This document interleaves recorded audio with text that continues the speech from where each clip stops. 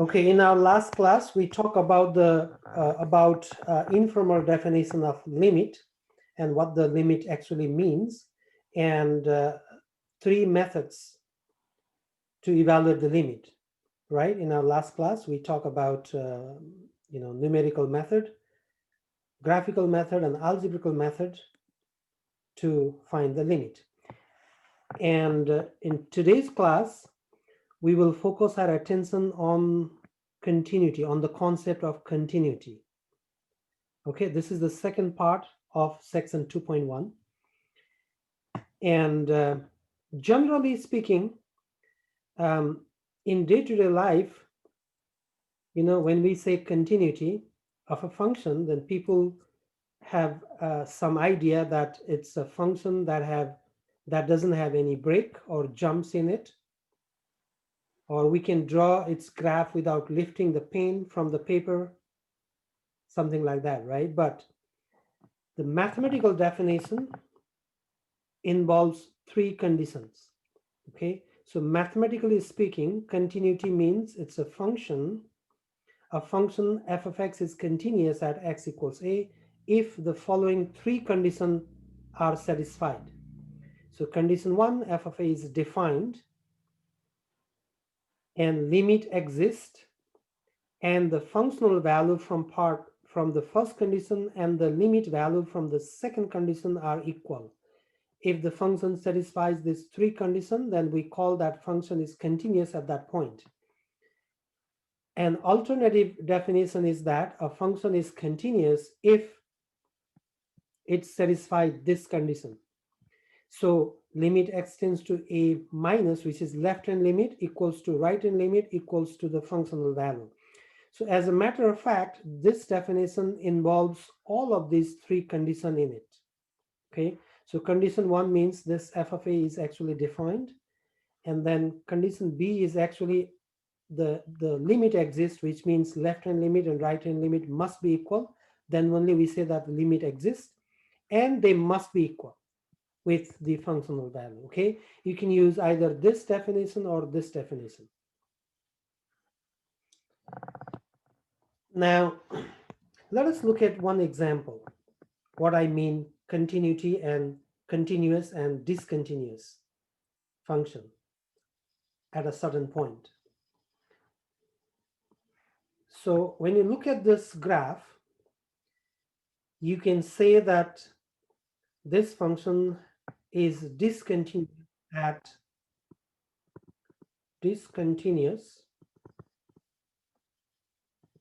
at x equals 2, because you see there is a hole, right?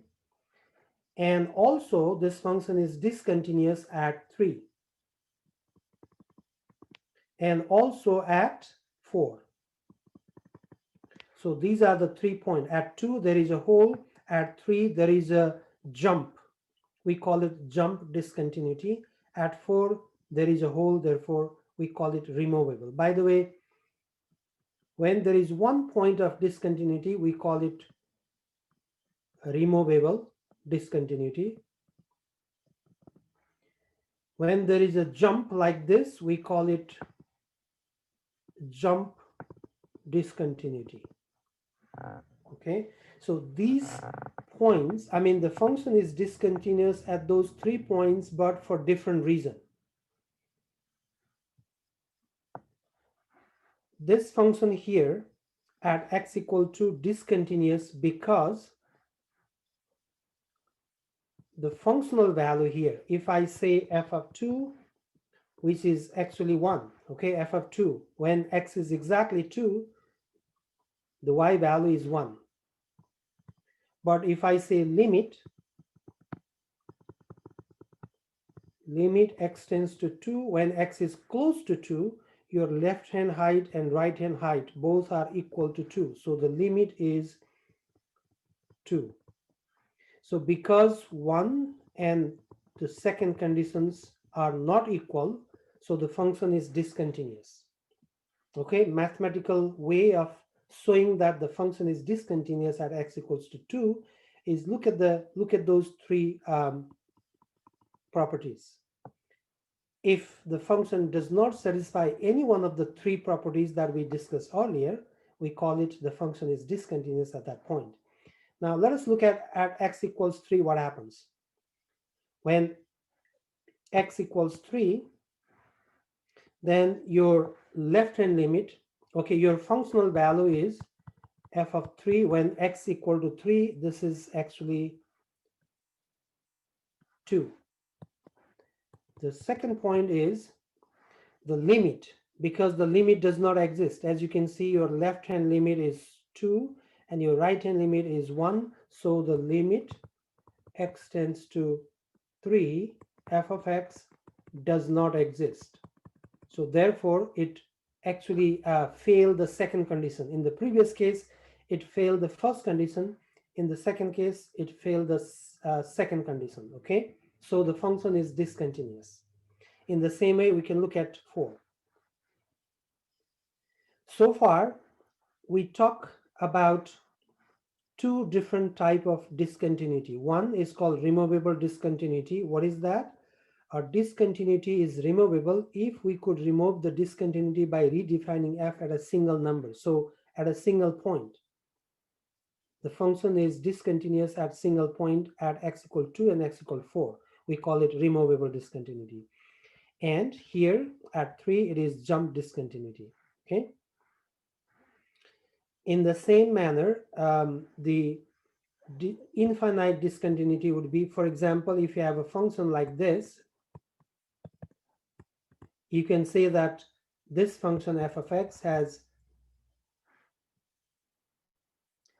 infinite discontinuity, right? When it goes to infinity, so it has infinite discontinuity. Anyway, now let's look at example 1.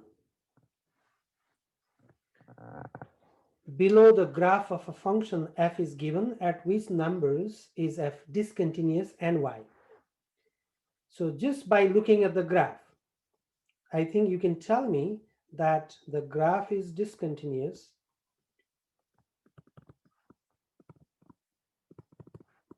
at x equals 1, 3, and 5. Right? These are the 3 points where the graph is discontinuous. Now the question is, why? Why they are discontinuous? Let's look at the reason. So the reason means which condition failed? Condition 1, 2, or 3? Now let's look at x equals 1.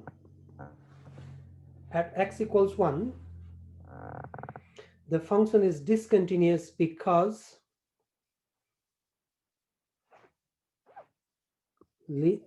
f of 1 is not defined.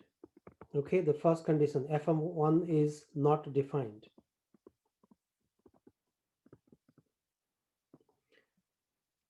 Maybe you can write this way. At x equals 1,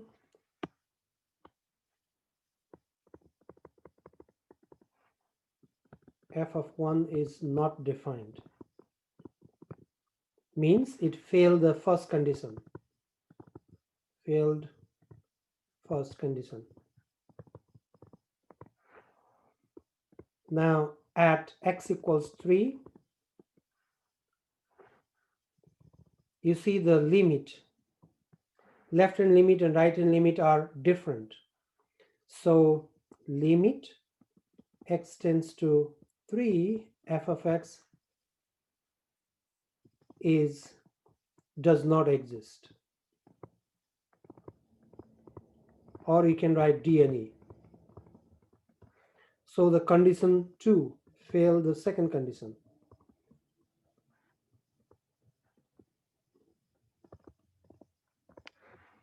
Right? And at x equals 5, let's see what happens. At x equals 5, so the first thing is f of 5 is defined.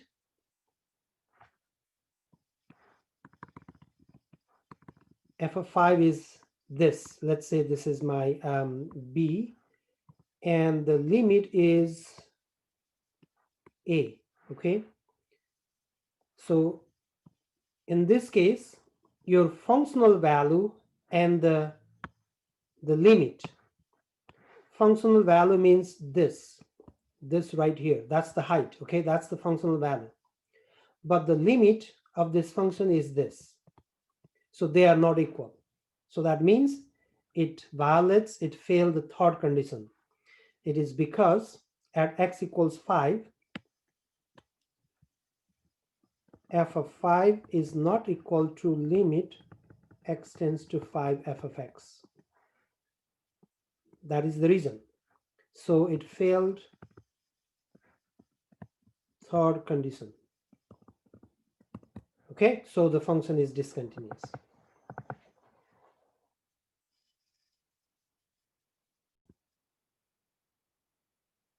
So I think if you are given the graph, and you can tell me just by looking at the graph where the function is discontinuous, right? Just by looking at the graph, when there is a hole or if there is a jump in the graph, then you can tell right away that the function is discontinuous at that point. But you know, life is not that always easy. Sometimes they don't give us graph, but instead they give us equation or function, just as in the example 2. Okay, so one way of checking continuity and discontinuity of the function at a point is drawing the graph. Okay, you can draw the graph and see whether there is any hole or any you know, break in the graph. But drawing graph accurately is not easy, especially for complicated functions, for ugly functions. Like if I give you a function, let's say, you know, x power square root x plus x power 5 over 2 plus ln x, for example, plus blah, blah, blah. So then in this case, I don't think you enjoy drawing the graph of this function, right? And then drawing accurately is even a big challenge. So what we do is we use some algebraical method. And let me try part B.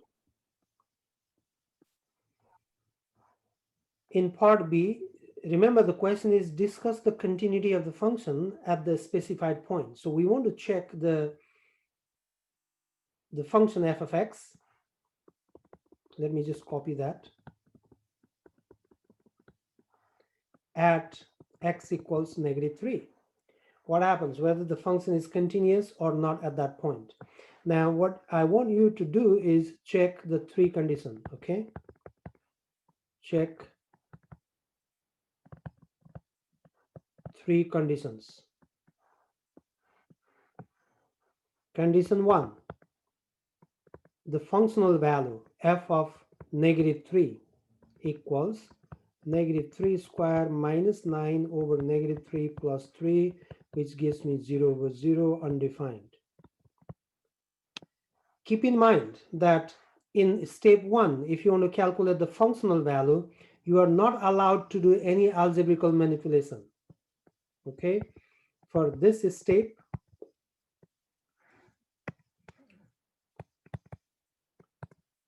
no algebraic manipulation is allowed. It is because we are talking about x equals -3.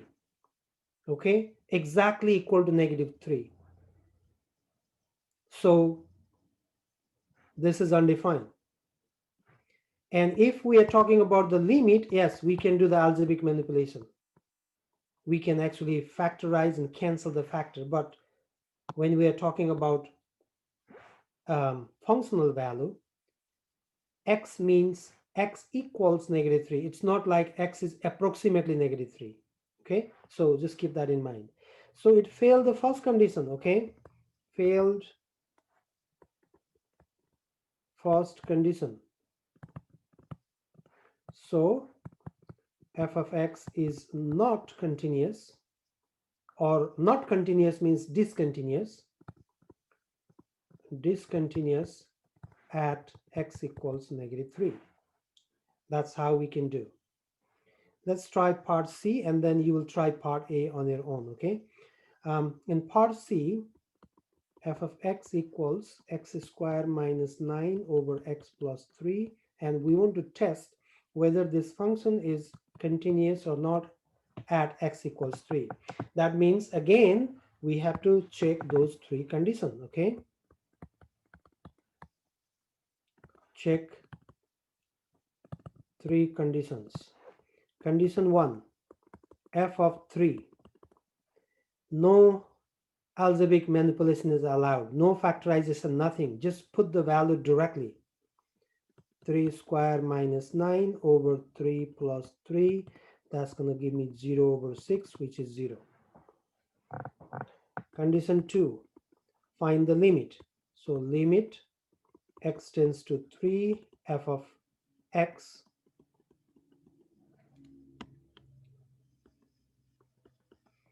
equals limit x tends to 3, x squared minus 9 over x plus 3.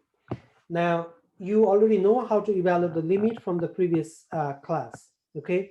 What we do is we try to plug in the value directly. If we get a meaningful number, we are done. Otherwise, we need to do some algebraic manipulation. Remember, in step 1, algebraic manipulation is not allowed, but in limit, it is allowed, because we're talking about x is approximately 3. So that means x plus 3, because when I plug in the value directly, I'm going to get 0 over 0. So I have to do some algebraic manipulation here. And the easiest one is just factorize it.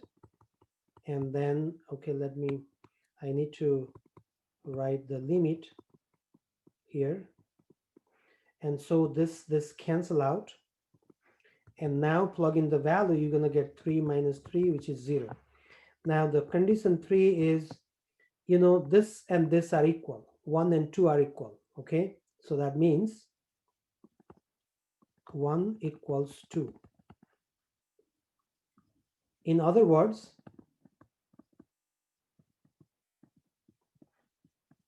or I can write, that is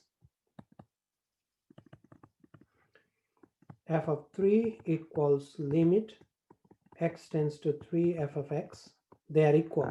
So it satisfies all the three conditions, okay? Since f of x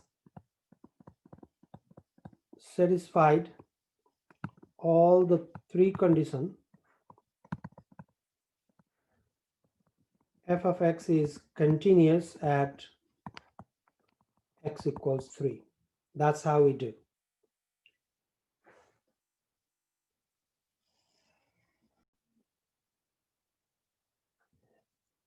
Okay, so again, I want you to memorize those three conditions, because we'll be using that conditions to check whether the function is continuous or not.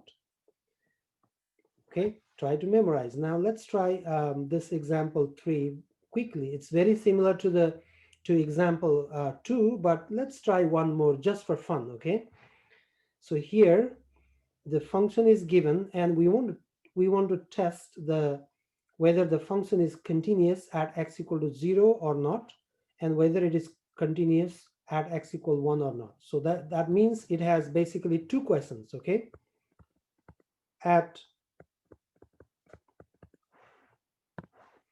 So at x equals 0, let's try this, and at x equals 1. So maybe I'll do one of these two, and I leave another one for you, okay? So let's look at x equals 0, what happens. Again, check three conditions.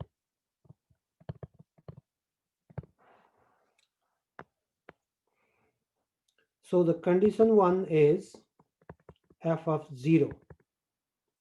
When you plug in 0 there directly, so you're going to get 0 over 0, which is 0 over 0, which is undefined. Oh, it already failed the first condition, right? So failed first condition.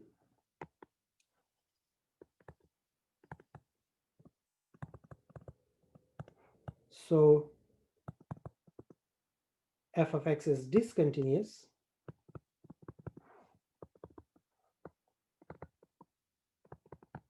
at x equals 0. Now for at x equals 1, check 3 condition. I leave it to you guys. Try that.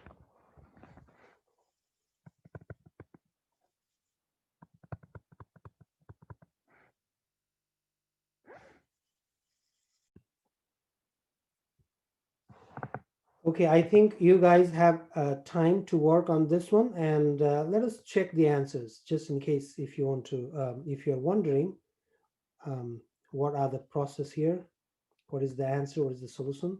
So f of 1 will be, so it's absolute value of 1 over 1, that keeps you 1. Condition 2, we need to find the limit, so limit x tends to 0, sorry 1, x tends to 1, f of x is going to be limit x tends to 1, x over x. So to evaluate the limit, you plug in the value directly. If you get a meaningful number, you're done. Otherwise, you have to do some algebraic manipulation. But the good news here is that when you plug in the value directly, you're going to get absolute value of 1 over 1, that is 1.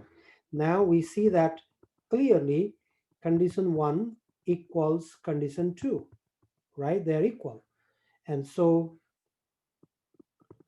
f of x is continuous at x equals 1.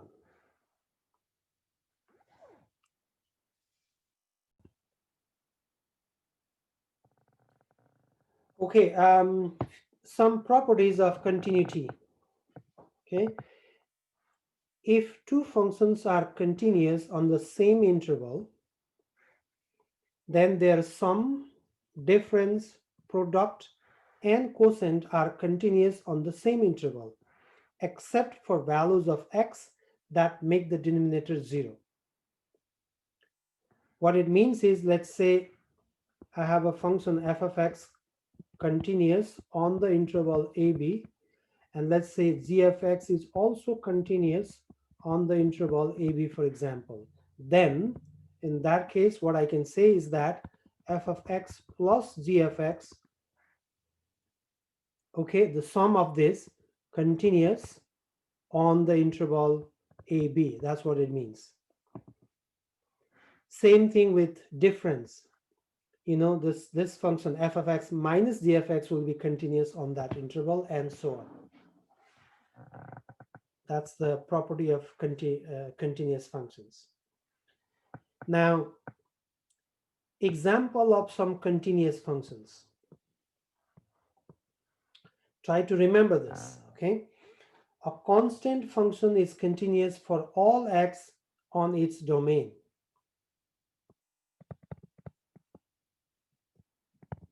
So what it means is, you know, the constant function. For example, if you draw, let's say, y equals 5.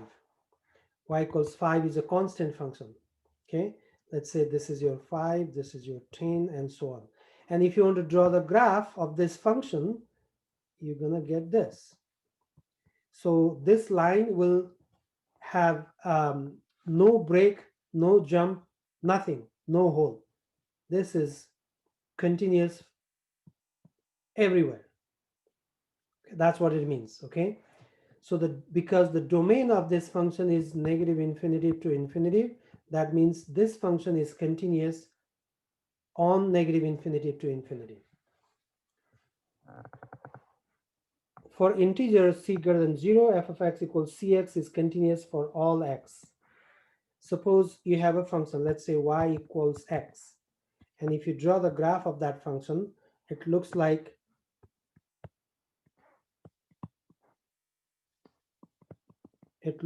this, right? So this is continuous. Suppose I want to I want to draw the graph y equal 2x, for example, where c equals 2. In that case, your graph looks like this.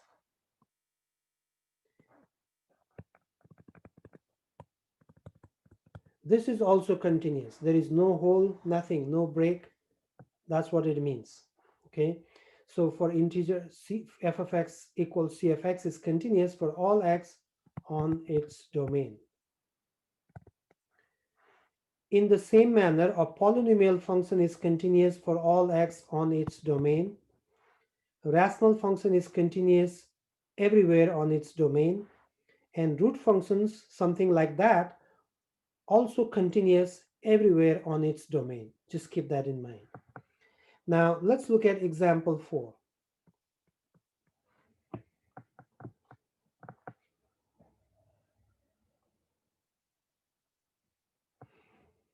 Find all values x equal a where the functions are discontinuous. Okay, now let us look at part A.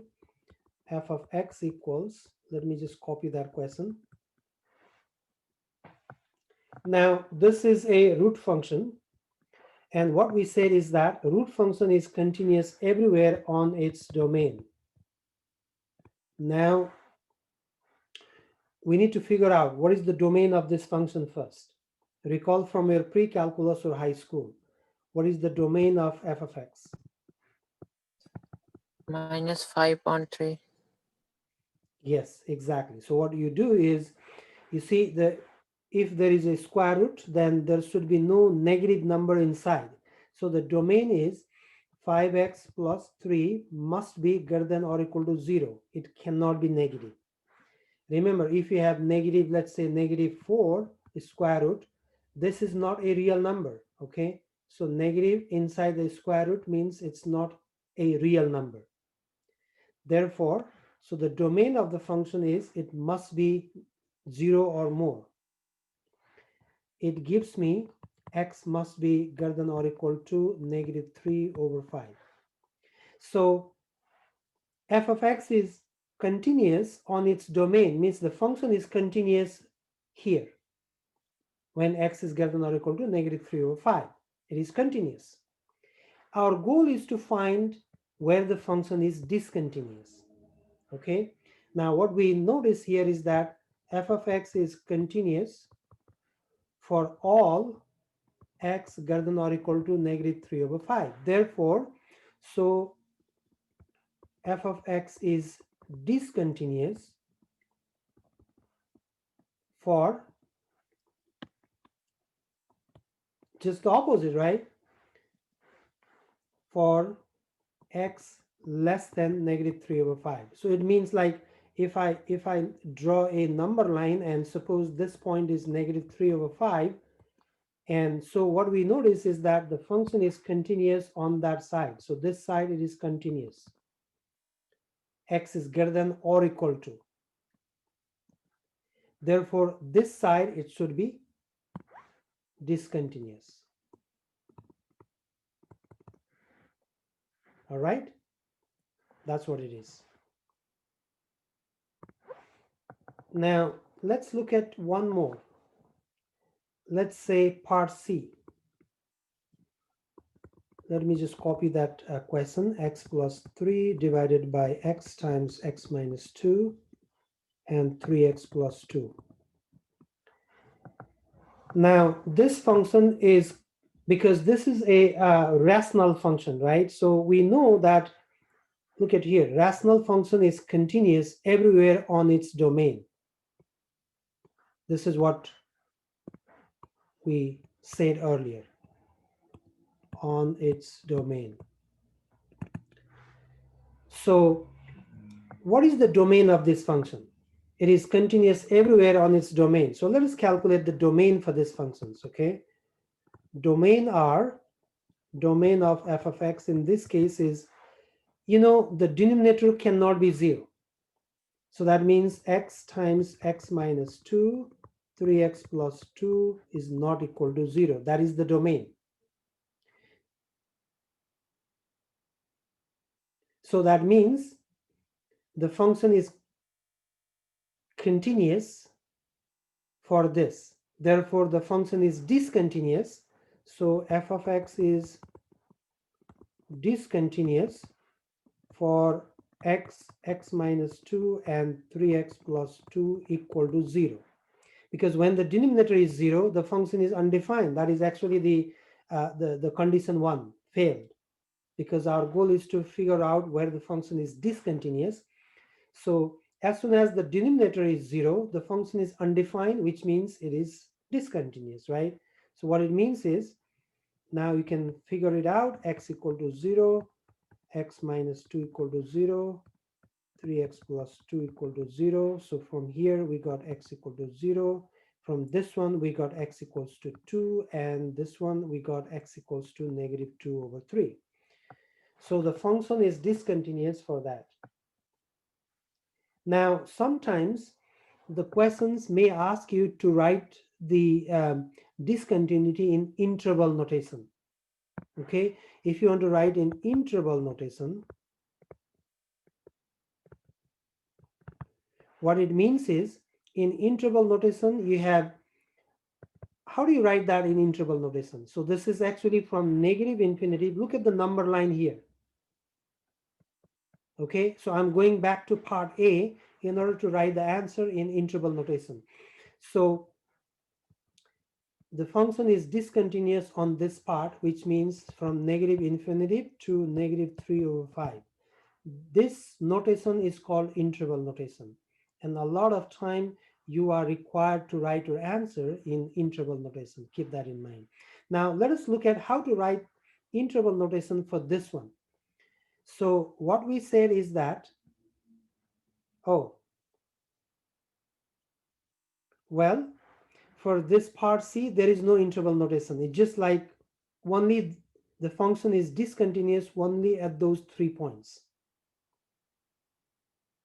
Okay, so you cannot write, if we want to write the interval notation for continuous part, we can write it, but for discontinuous part, the function is discontinuous only at these 3 points.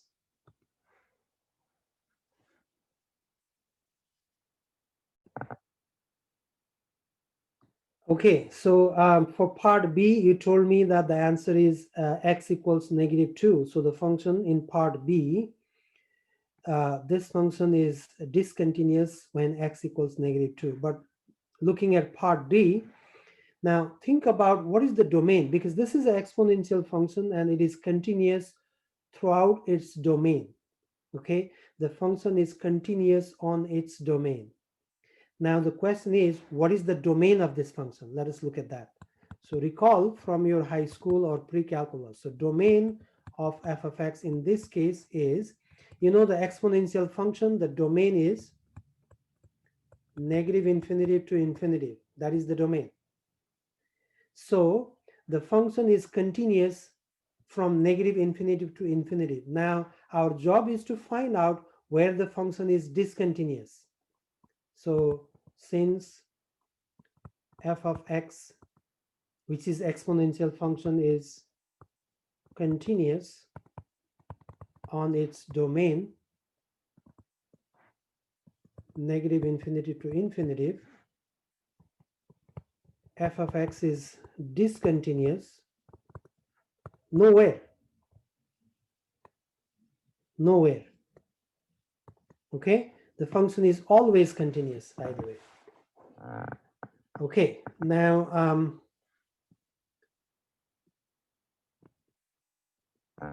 okay, so pretty much we cover everything that we are supposed to do. Now let us try one one question, which is a piecewise function, and then we kind of done with this. Okay, there is one more question. Yeah. Okay, let's try example 5. Find all values of x where the piecewise function is discontinuous. Again, we are interested the interval or the points where the function is discontinuous. Okay, now remember the function has 3 pieces. The first piece is a linear equation, and you can say polynomial as well. The second piece is actually a quadratic function. You can also call it polynomial, because linear, quadratic are all it's a kind of polynomial. So this is polynomial, this is polynomial, and this is also polynomial. And what we said earlier in the properties is that polynomial functions are continuous on its domain. Okay, polynomial functions are continuous throughout its domain. We know that. So this function is continuous for every value of x which is greater than 0, because this is the domain given. And the function f of x equals x squared is also continuous for every value of x within that domain. And the same way, x plus 6 is also continuous for every value x greater than 3. Now the question is, what happens when this pieces changes from first piece to second piece? So it's coming, the x value will be 0 and 3. That's the point where functions has different pieces, right? So the only point we want to check for continuity is 0 and 3. The only possible candidate for discontinuity is 0 and 3. Just keep that in mind, because that's the point where the graph has a different pieces. Okay, so since each piece of this function is a polynomial, they are continuous on their domain. So the only x values where f might be discontinuous are 0 and 3. So now let us check at 0 first. At x equal to 0, check 3 condition. And in the same way, at x equals 3, check 3 conditions. And let's see. At x equal to 0, so that means the condition 1 is f of 0. When x is exactly 0, do I consider the first piece or the second piece? Well, x equal to 0, we need to consider the second piece. As you can see, the sign here is less than or equal to, x is less than or equal to 0. So we need to consider the second piece, which means x is squared, which means 0 is squared. That's going to give me 0. Now, let's look at condition 2. So we need to find the limit. Okay, limit x tends to 0 f of x. So since this is a piecewise function, I suggest use the left hand limit and right hand limit. Okay, so let's do it here. So limit x tends to 0 minus f of x, and find limit x tends to 0 plus f of x. Remember, that's how we did in our previous class. So x tends to 0 minus. So when x is a little bit less than 0, do I consider the first piece or the second piece? Of course, the first piece. So let's see, limit x tends to 0 minus, the first piece is 5x minus 4. That's going to give me 5 times 0 minus 4, which is negative 4. And the second piece is limit x tends to 0 plus. So when x is a little bit bigger than 0, that means we must consider the second piece. You see, x is greater than 0 here. So we consider x squared. That's going to give me 0 squared, which is 0. So since left hand limit and right hand limit are not equal, limit does not exist. So it already failed the second condition, right? So that means what we can say is that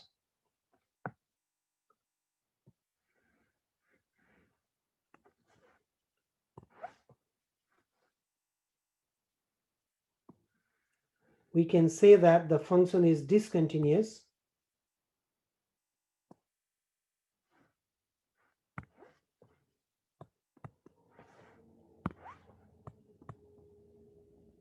because of this reason. Okay, so f of x is discontinuous at x equals 0. In the same manner, I would like you to try this on your own. Okay, so test the first condition, which is f of 0, and that's, sorry, f of 3. F of 3, when x equals 3, we have the second piece, that means x squared, which is 3 squared, and so on.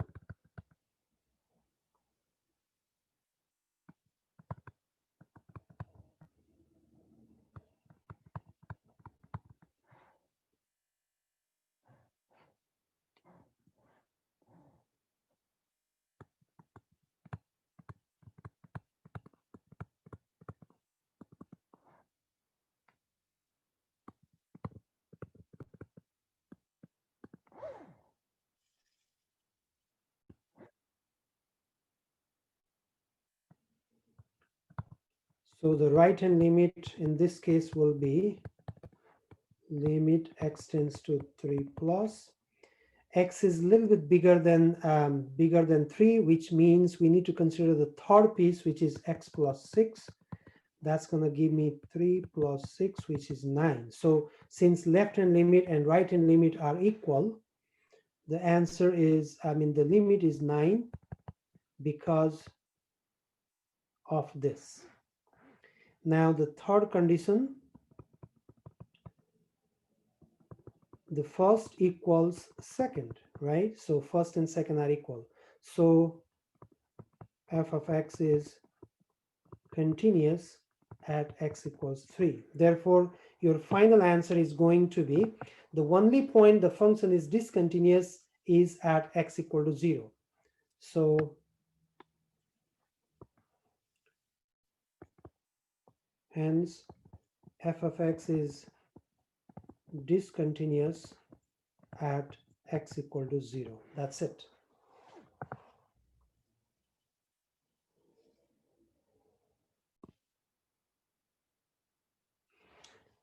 Okay, so now next example, example 6. For the function below, find the value of the constant k that makes the function continuous. Our goal is to find the value of k which will make the function continuous everywhere, continuous on negative infinitive to infinitive, okay, continuous everywhere. That's the goal. And they are very similar, part A and B, and I'm going to do part B. And so let me just copy the question. 2x squared minus x minus 15 over x minus 3 if x not equal to 3. What does that mean? If x not equal to 3, it means x is either less than 3 or x is greater than 3, right? So if it is not equal to 3, that means it is either less or more. Okay, we know that. Now the second piece is kx minus 1 if x is 3. All right. Remember, let us look at the three conditions. Condition 1. Okay, check all of those three conditions.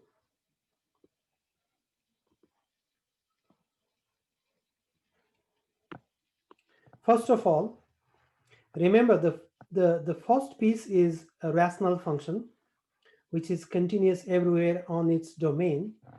The second function is a linear function, which is also continuous everywhere on its domain.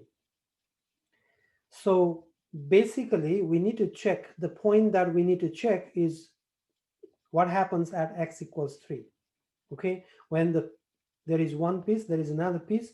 What happens when this piece goes from here to there? So basically, we need to check only at the point. The only candidate for discontinuity is x equals 3. So let us check that, okay?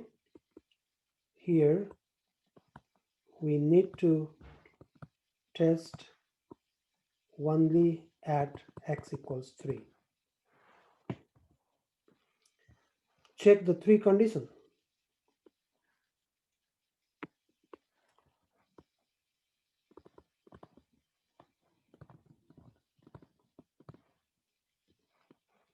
Condition 1, f of 3. When x is equal to 3, the first piece or second piece? clearly the second piece, right? Because when x equals to 3, the second piece, which means k times x is 3 minus 1, you're going to get 3k minus 1. Condition 2. Now we need to find the limit. So limit x tends to 3, f of x. Now in this case, we have to look at the left-hand limit and right-hand limit. So let us look at left-hand limit. So limit x tends to 3 minus f of x, and limit x tends to 3 plus f of x. So for this, x is less than 3. So the first piece or the second piece? Clearly the first piece. So which means limit x tends to 3 minus 2x squared minus x minus 15 over x minus 3. So the first thing is you try to plug in the value directly. If you get a meaningful number, you're done. Otherwise, you need to do some algebraic manipulation. So when you plug in the value directly, clearly you're going to get 0 over 0. So that means we have to do some algebraic manipulation. And I think all of you know how to simplify it. And I noticed that it can be factorized as x minus 3 and then 2x plus 5 over x minus 3. I trust that everybody know how to go from there to there. So now this cancel out. If I plug in the value, I'm gonna get 2 times 3 is 6 plus 5 is 11. Let me just write 2 times 3 plus 5, which is 11. And for x is greater than, a little bit bigger than 3, our function is x is bigger than 3, of course, the first piece. So limit x tends to 3 plus, the first piece means, oh, it's the same thing. We got the same, Now when you simplify, you'll get 11 again. I'll write 11 because of this.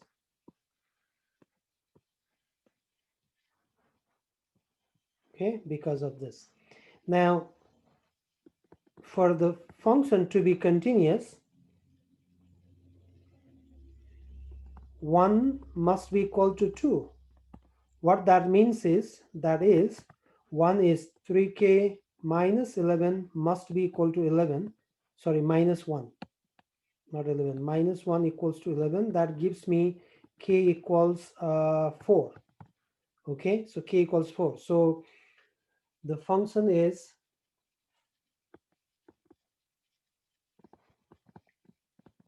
f of x is continuous everywhere, or you can write on negative infinitive to infinitive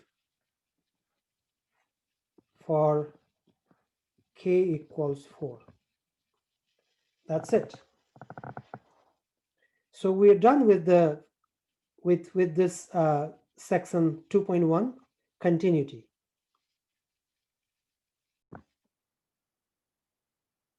Okay, if you know how to do this, then that means you can do part A on your own. I leave it to you. Please try this part A just for fun, okay? And we jump into next section, which is 2.2. It's all about average rate of change and definition of derivative. That's what we'll be doing in the next section.